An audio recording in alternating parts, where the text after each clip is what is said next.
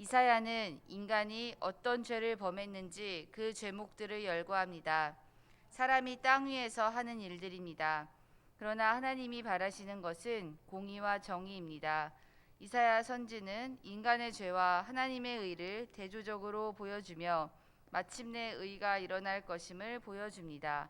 묵상의 1번을 읽으시겠습니다. 하나님이 원하시는 것은 정의를 지키고 의를 행하는 것입니다.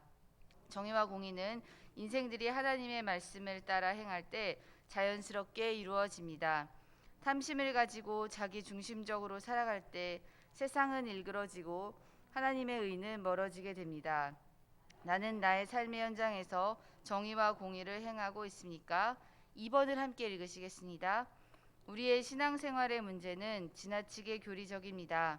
하나님의 마음을 알고 주님과 동행하며 하나님이 기뻐하시는 삶을 살면 의가 따라오게 되어 있는데 겉으로는 금식하고 예배에 참여하며 의무를 다하지만 하나님이 원하시는 사랑과 인내의 마음이 없습니다.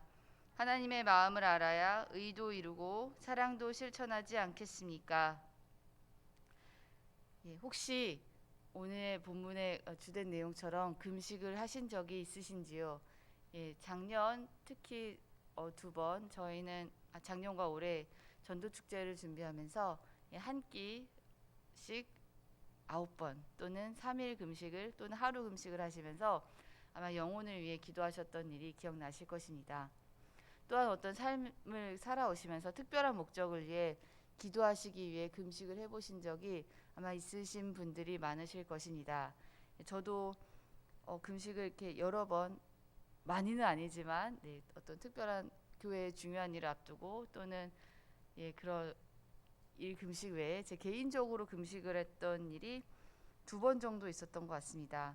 한 번은 이제 중학교 때 그때 당시 저희 교육부 선생님께서 다 같이 아이들에게 어떤 기도 제목을 주시고 함께 했던 적이 있었던 것 같아요. 그래서 저는 당시 중학생이었기 때문에 굉장히 힘들었던 기억이 있습니다. 그래서 매 선생님한테 연락해서 선생님 힘든데 어떡하죠? 그래도 좀만 참고 해보자 하면서 금식을 했던 기억이 있고, 또 한 번은 금식을 해야지 해서 한 건 아니지만 시간을 정해놓고 기도를 하다 보니까 그 끼니를 먹어야 될 시간을 넘어가가지고 기도를 하다 보니 금식을 했던 적이 있습니다. 그래서 이것도 금식 기도에 해당할 수 있는지 없는지 모르지만 당시 제가 정말 꼭 기도를 해야 될 일이 있었기 때문에 그렇게 굉장히 오랜 시간을 기도했던 것 같습니다. 그때 이제 다름 아니라 제가 결혼을 앞두고 있었던 때였는데요. 원래 저는 결혼을 하지 않으려고 했던 굉장한 지독한 비혼의 독신주의였는데 어느 날 그 결혼에 대한 마음이 이제 오면서 이걸 진짜 해야 되나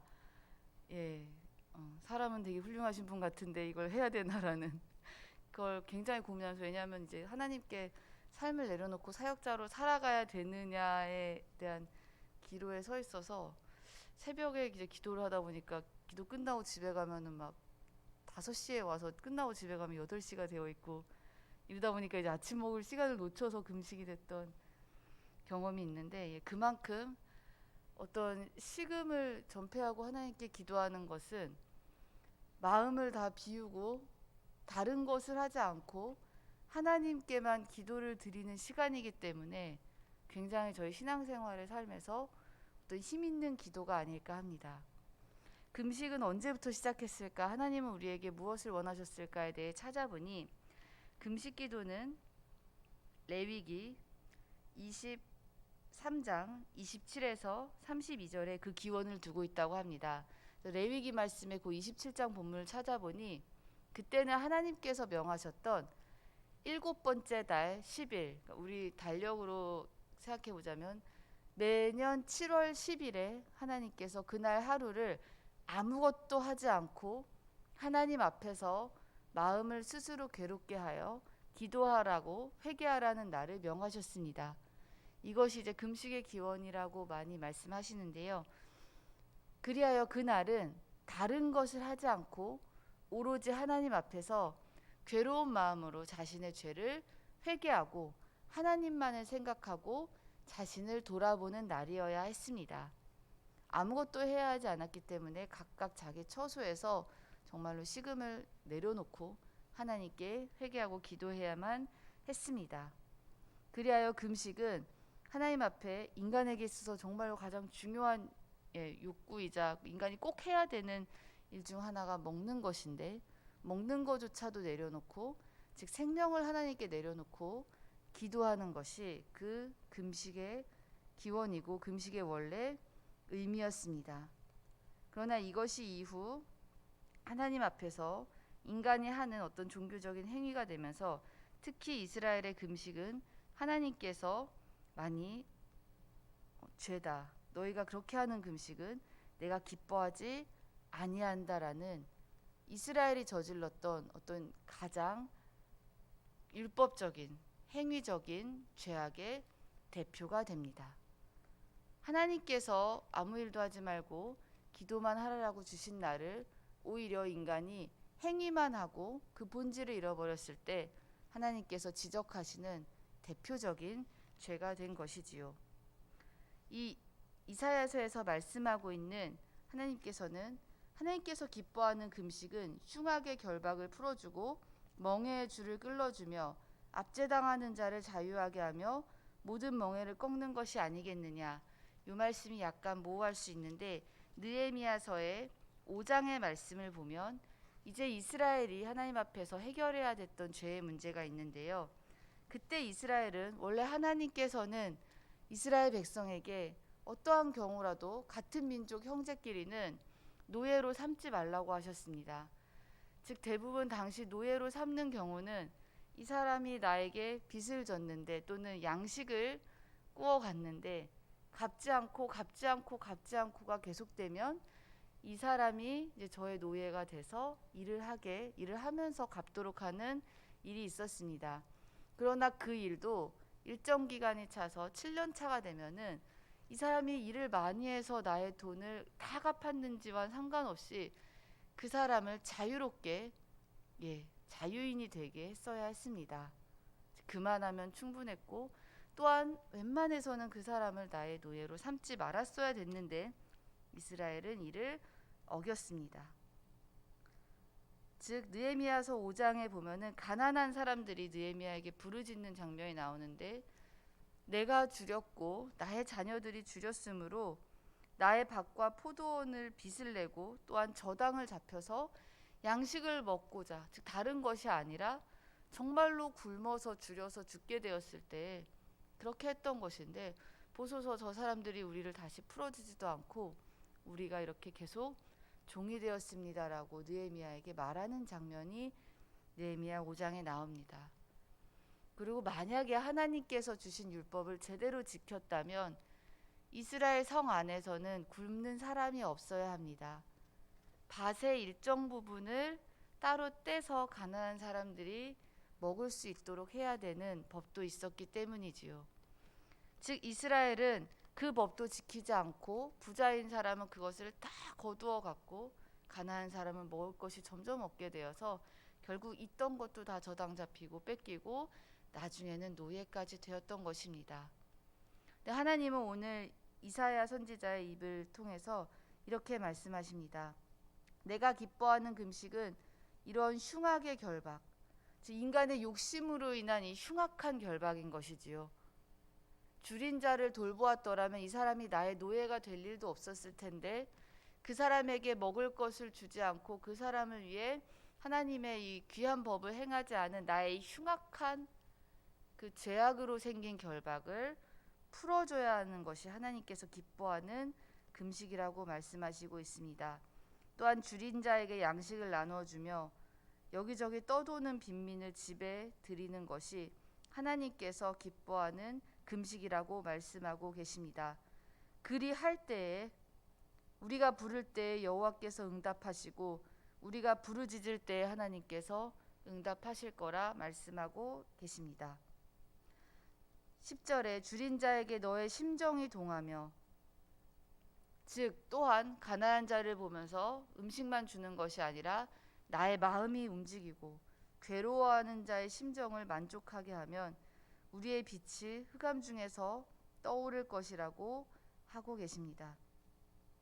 그러면 하나님께서 우리를 항상 인도하실 것이며 메마른 곳에서도 만족하게 하며 우리의 뼈를 견고하게 할 것이라 하셨습니다. 물이 끊어지지 않는 샘 같을 것이라고 하셨습니다. 또한 그 이후에 축복을 더 약속하고 계신데요. 우리에게서 날 자들, 즉 우리의 자녀 세대들이 황폐하였던 곳을 다시 세울 것이며 파괴된 것을 다시 쌓을 것이라고 하였습니다. 즉 우리가 우리 자녀 세대를 위해 할 수 있는 것은 물론 그들을 위해 여러 가지를 남겨주는 것도 있으나 오히려 그들에게 하나님께서 축복을 내리실 것을 기대하며 또한 당연히 하나님의 말씀대로 줄인 자를 먹이고 괴로워하는 자를 위해 마음이 움직여야 할 것입니다. 주일날 목사님께서 설교하셨듯이 우리가 복을 빌 수 없고 빌기 싫어하는 사람들을 위해서도 축복의 기도를 해야 하는 것이 우리의 자세일 것입니다. 예수님께서는 원수가 한쪽 뺨을 때리며 한쪽 뺨도 돌려대라고 말씀하셨습니다. 예수님은 또한 이 세상에서 사시는 동안에 죄인과 여러 또 당시 사람들이 손가락질하던 자들과 먹고 마시셨습니다. 다른 세례 요한의 제자들이 와서 아니 당신은 왜 금식도 안 하고 당신의 제자들은 왜 이렇게 먹기만 합니까? 선생님은 메시아라면서 왜 이렇게 먹고만 다니십니까? 라고 했을 때 예수님께서는 그렇게 말씀하셨습니다. 지금은 신랑이 혼인집에 와 있고 잔칫날이고 즉 율법을 이루신 예수님께서 와 있고 그 예수님은 오히려 흉악한 결박을 풀어주러 오셨고 줄인 자들 또한 손가락질 받는 자들에게 복음의 기쁜 소식을 전하러 오셨기 때문에 아무도 밥을 먹어주지 않는 그들과 함께 식사를 하신 것이 예수님은 오히려 율법을 완성하는 일이라고 말씀을 하셨습니다. 금식 자체가 나쁜 것이 아닙니다. 금식은 정말로 하나님께서 명하신 것이고 특히나 하나님 앞에서 기도해야 할 일이 있고 특히나 우리가 스스로 마음을 괴롭게 하며 하나님만 생각하며 회개할 때 가장 강력한 수단이 됩니다. 그러나 혹시 이것이 나의 의를 드러내거나 또는 내 욕심을 위한 기도를 하는 행위로서 돼버린다면 하나님께서 오히려 책망하는 일이 될 것입니다. 금식뿐만이 아닌 여러 신앙의 우리의 행위에 있어서 또 마음의 진정함과 그런 하나님을 향한 마음의 사랑이 없다면 금식과 마찬가지로 하나님께서 꾸짖는 하나의 행위만이 될 것입니다. 그리하여 오늘 우리는 예수님을 본받아 진심으로 줄인 자에게 마음이 동하고 원수를 위해서도 축복하고 복을 빌어줄 줄 알며 정말로 나의 심정을 다하여서 힘들어하는 사람들의 마음을 만족시키고 또한 우리가 금식을 할 때에는 하나님 앞에서 아무 일도 하지 않고 나의 생명을 하나님께 맡겨드린다는 마음으로 또 금식의 가장 그 중요 포인트는 스스로를 괴롭게 하는 데 있다고 합니다. 혹시 해서 우리가 금식을 해야 할 일이 있다면 정말로 나의 마음을 괴롭게 하는 심정으로 몸뿐만 아니라 나의 마음을 괴롭게 하는 심정으로 마음이 괴로워진다는 것은 나의 죄를 보았을 때 정말 괴로워지겠지요. 그런 심정으로 하나님 앞에서 기도하는 예수님께서는 금식도 하셨고 정기적으로 기도도 하셨고 중요한 일을 앞두고 기도하셨고 새벽에 또한 감람산에서도 기도하셨습니다. 그래서 우리가 행위로만 하는 기도가 아니라 이렇게 예수님처럼 늘 수시로 항상 하나님께 묻고 하나님께 답을 기다리고 하나님을 향하여 마음을 여는 진정한 금식 또한 실천이 따르는 진정한 기도를 하여 우리 교회의 다음 세대가 정말 어쩌면 우리가 세우지 못한 곳을 기초를 세우는 세대를 길러내는 우리 교회가 되기를 간절히 원합니다. 함께 기도하겠습니다.